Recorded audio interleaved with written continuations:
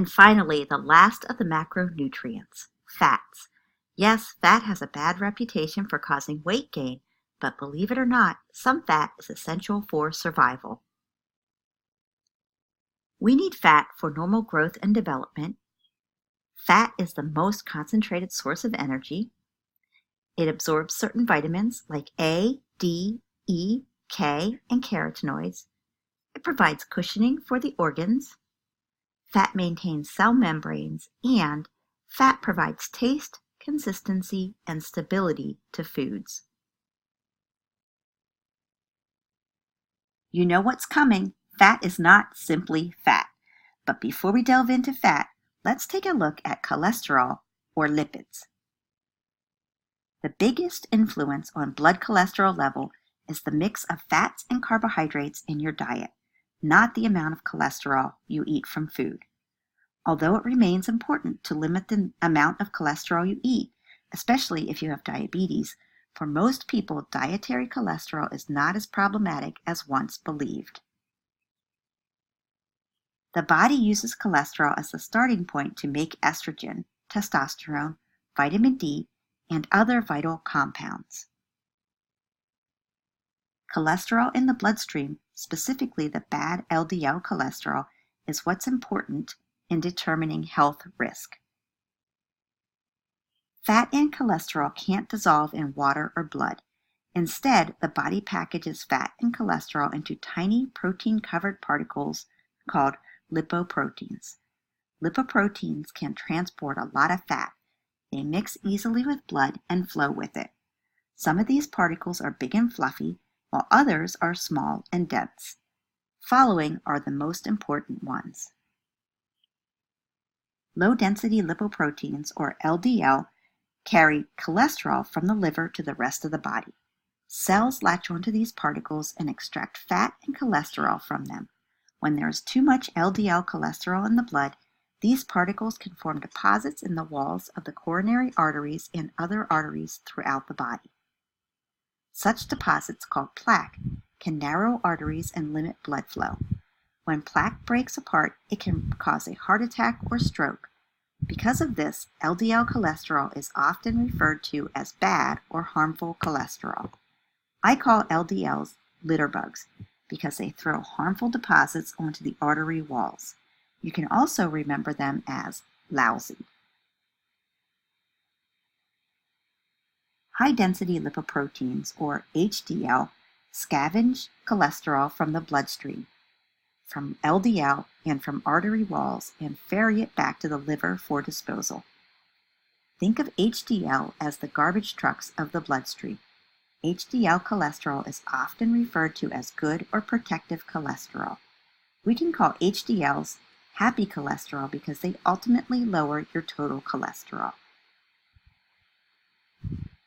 Triglycerides make up most of the fat that you eat and that travels through the bloodstream. As the body's main vehicle for transporting fats to cells, triglycerides are important for good health, though high levels of triglycerides can be unhealthy. Triglycerides are basically just excess fat floating around in your bloodstream. One important thing to remember is that cholesterol is only found in animal products. Now that was a quick lesson on cholesterol, but it will help us to define good fat and bad fat.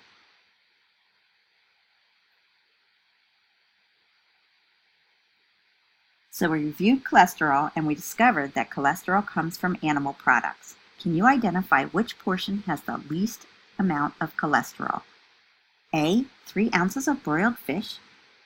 B, 3 ounces of lean hamburger. C, 3 ounces of turkey. Or D, 3 ounces of chicken.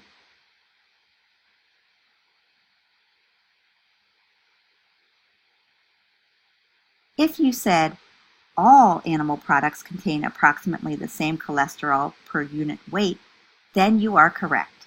In order to cut dietary cholesterol, reduce your intake of animal products. When it comes to dietary fat, what matters most is the type of fat you eat. Contrary to past dietary advice promoting low-fat diets, newer research shows that healthy diets are necessary and beneficial for health. When food manufacturers reduce fat, They often replace it with carbohydrates from sugar, refined grains, or other starches. As we already learned, our bodies digest these refined carbohydrates and starches very quickly, affecting blood sugar and insulin levels and possibly resulting in weight gain and chronic conditions. Findings from the Nurses' Health Study and the Health Professionals' Follow-up Study show that there is no link between the overall percentage of calories from fat and any important health outcome, including cancer, heart disease, and weight gain. Rather than adopting a low-fat diet, it's more important to focus on eating beneficial good fats and avoiding harmful bad fats. Fat is an important part of a healthy diet. Choose foods with good unsaturated fats, limit foods high in saturated fat, and avoid bad trans fat. Let's start with the good. Unsaturated fats, which are liquid at room temperature, are considered to be beneficial fats because they can improve blood cholesterol levels, ease inflammation, stabilize heart rhythms, and play a number of other beneficial roles. Unsaturated fats are predominantly found in foods from plants such as vegetable oils, nuts, and seeds. There are two types of good unsaturated fats. Monounsaturated fats are found in high concentrations in olive, peanut, and canola oils, avocados, nuts such as almonds, hazelnuts, and pecans, and seeds such as pumpkin and sesame seeds. Polyunsaturated fats are found in high concentrations in sunflower, corn, soybean, and flaxseed oils, walnuts, flax seeds, fish, and canola oil.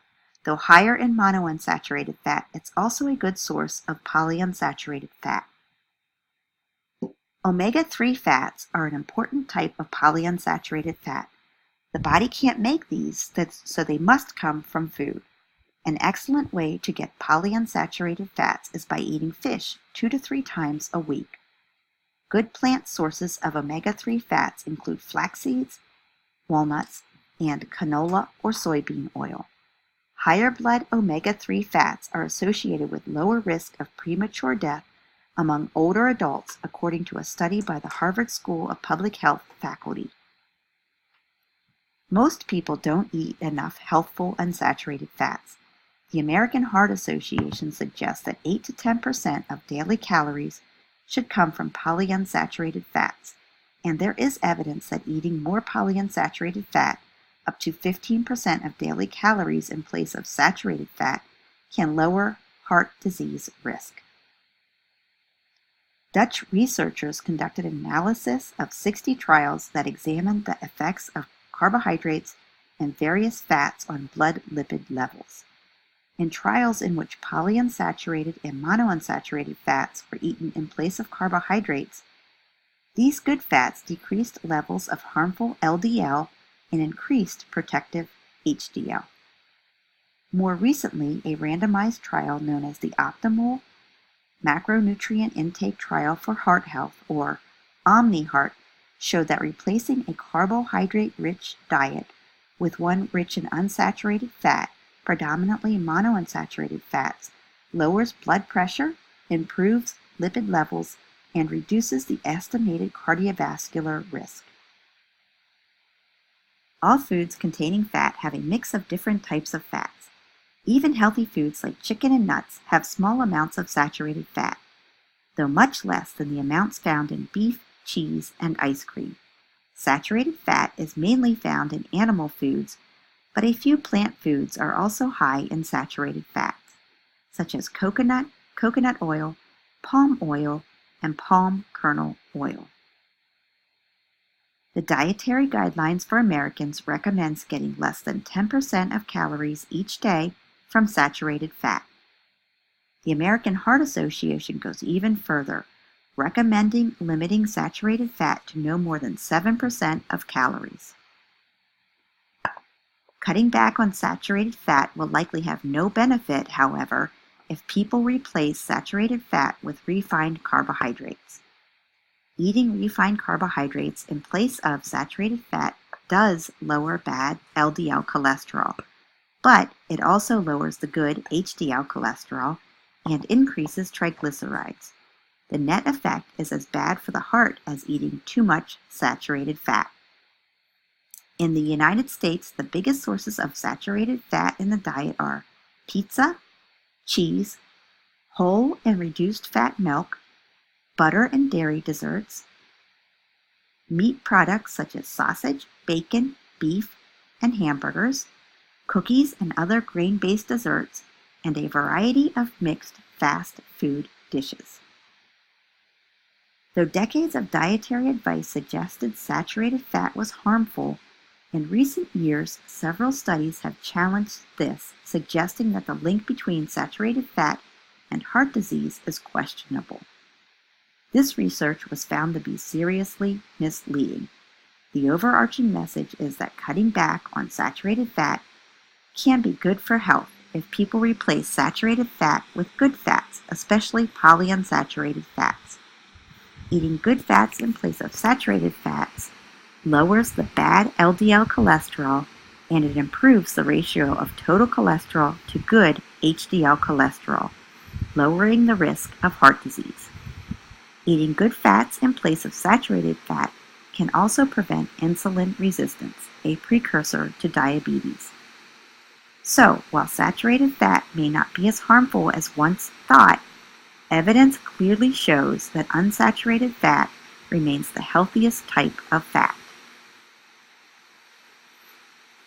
Trans fatty acids, more commonly called trans fats, are made by heating liquid vegetable oils in the presence of hydrogen gas and a catalyst, a process called hydrogenation. Partially hydrogenating vegetable oils makes them more stable and less likely to become rancid. They can withstand repeated heating without breaking down, making them ideal for frying fast foods. For these reasons, partially hydrogenated oils became a mainstay in restaurants and the food industry, for frying, baked goods, and processed snack foods and margarine. Partially hydrogenated oil is not the only source of trans fats in our diets. Trans fats are also naturally found in beef fat and dairy fat in small amounts. Trans fats are the worst type of fat for the heart, blood vessels, and the rest of the body because they raise bad LDL and lower good HDL. They create inflammation, which has been implicated in heart disease, stroke, diabetes, and other chronic conditions, and they contribute to insulin resistance. You can have harmful health effects even when consuming trans fats in small amounts. For each additional 2% of calories from trans fats consumed daily, the risk of coronary heart disease increases by 23%. It is recommended that we limit our intake of trans fats to less than 1% of our caloric intake. So, we learned the recommended levels of each macronutrient to maintain a healthy diet. 45 to 65% of your calories should come from carbohydrates. 20 to 35% of your calories should come from fat, and no more than 7% from saturated fat. And 10% to 35% of your calories should come from protein. But how do we apply this to what we eat? Let's calculate the recommended carbohydrates for an individual who is on a 2,000 calorie diet. First, we will calculate the low end of the range by multiplying 2,000 by 45%. That equals 900 calories. Remember that there are 4 calories in every 1 gram of carbohydrate. So if you are counting grams rather than calories, you would divide the calories by 4. This equals 225 grams of carbohydrates. Then we would repeat this for the upper end, or 65%. Multiplying 2,000 by 65% and then dividing by 4 to come up with 325 grams of carbohydrates. This individual should consume between 225 and 325 grams of carbohydrates each day. When determining quantities for fat, remember that 1 gram of fat supplies 9 calories, so you would divide by 9 rather than by 4. we will take a quick look at micronutrients. To recap, micronutrients are those nutrients that are essential for survival, but are needed in smaller amounts than macronutrients.